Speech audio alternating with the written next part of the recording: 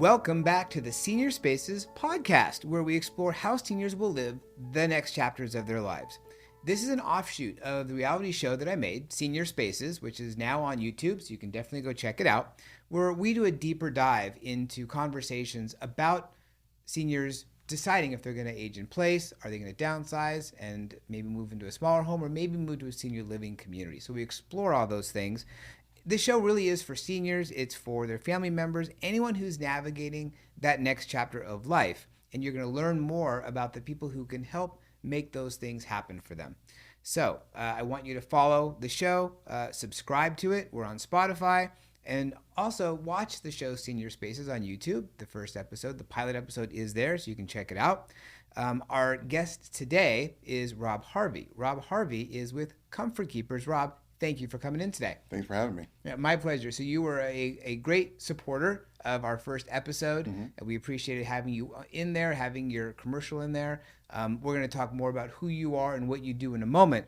First, I want to read a couple stats, which I like to do some research before we do the show. Okay. And you've probably heard some of this before. So, but I bet you the audience has not.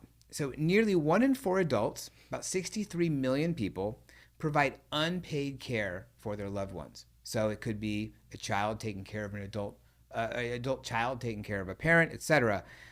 Over $600 billion, billion with a B, worth of unpaid labor. So these are people who are taking off time from work, who are caring for a loved one, probably also taking care of their kids.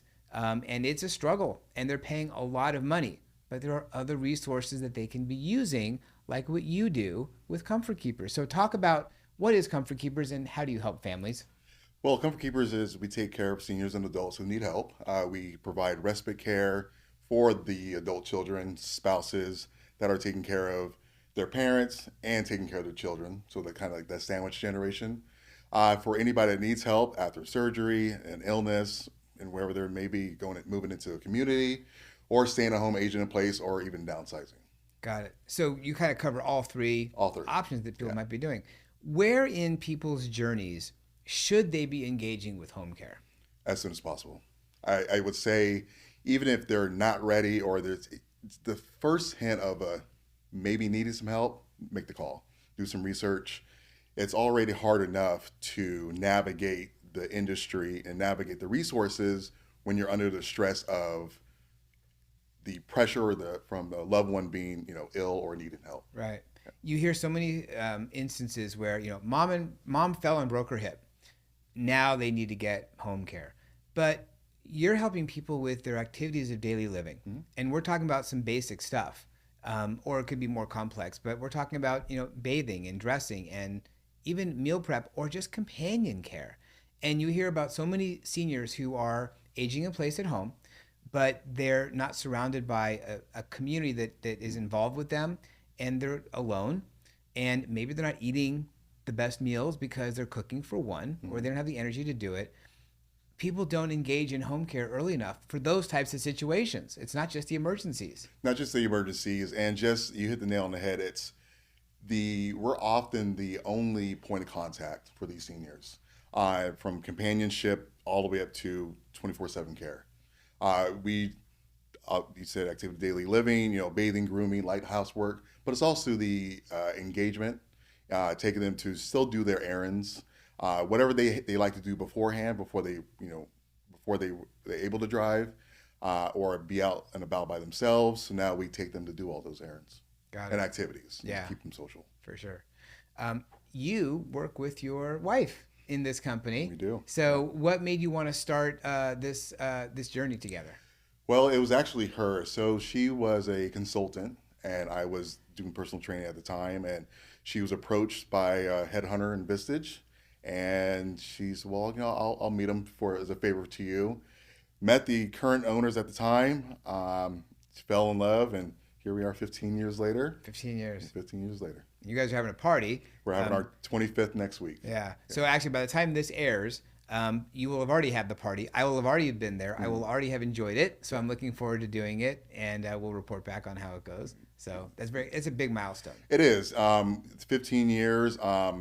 The original owner, she ended up passing. That's why they were looking for help.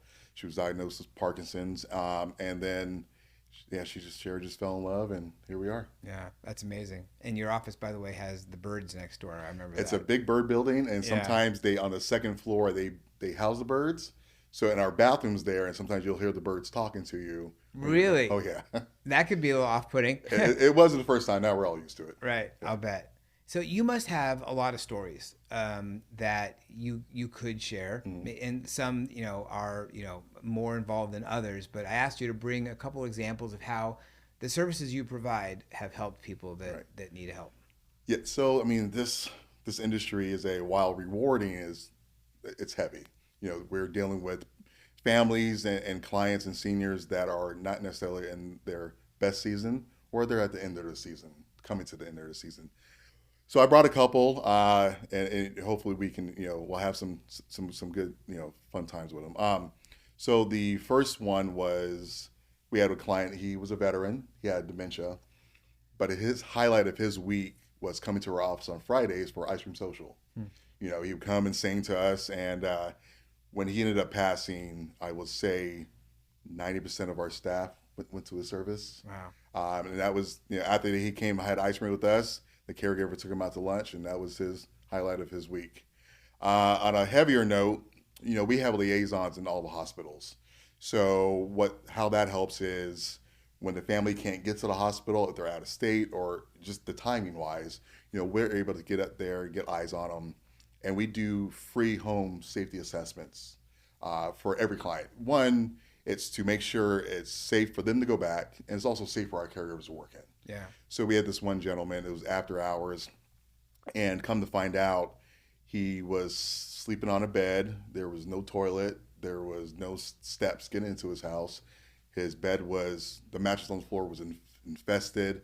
We ended up hiring a hoarder remover, a junk removal.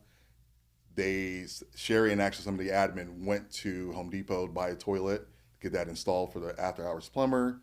And to come to find out, he was a victim of fraud as well. He didn't know all this because, again, he had a lot of stuff in his house. Right.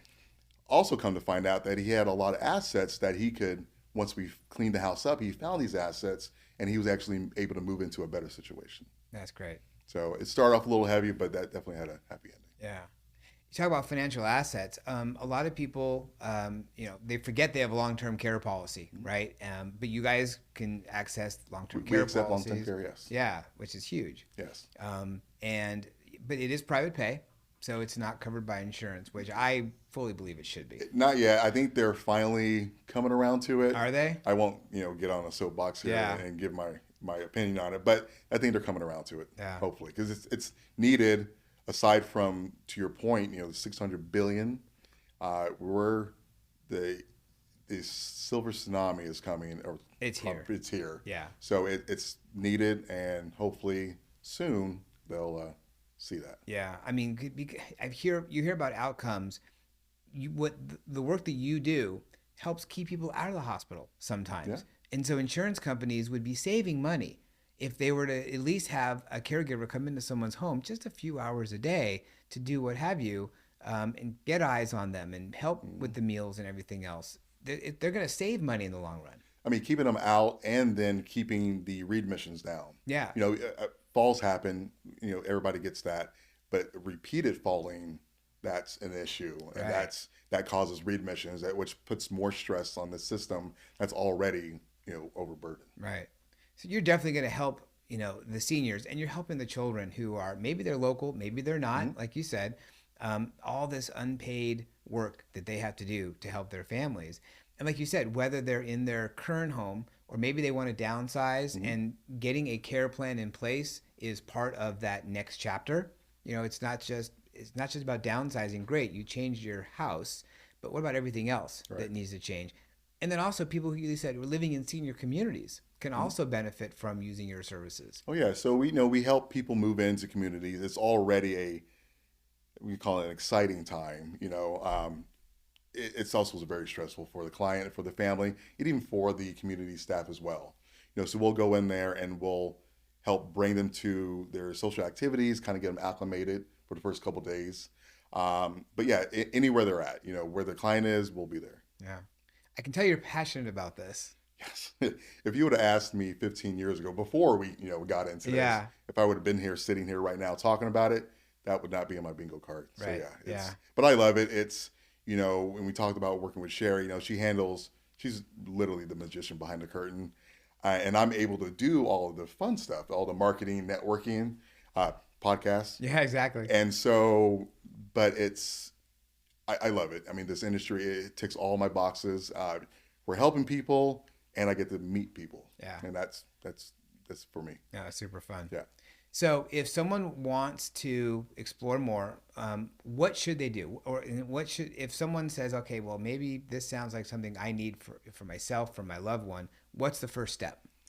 Well, I mean, first step will be Google Comfort Keeper San Diego. There you go. Give our office a call. But it's just talking to the senior or whoever is going to need the care and actually see what their wishes are.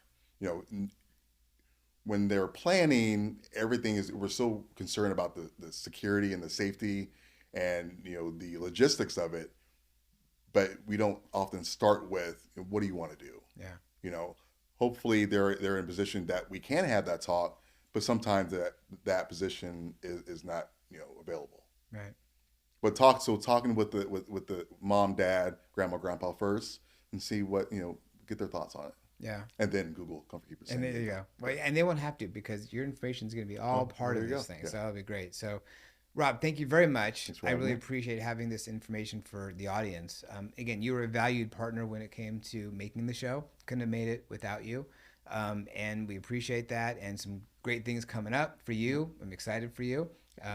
We'll keep going. Thanks for having me, and we're looking forward to episode 2. Yeah, it's going to be, knock on wood, it'll be coming soon. I'll have more details to come as they come out. But again, this was the Senior Spaces podcast, the companion podcast to the TV show. Check out the TV show on YouTube. Check this show out on Spotify. Do subscribe so you can get the episodes as they come out every couple of weeks. We'd love to have you as a permanent audience. And again, this is the Senior Spaces podcast, where we help you decide how you will live your next chapter.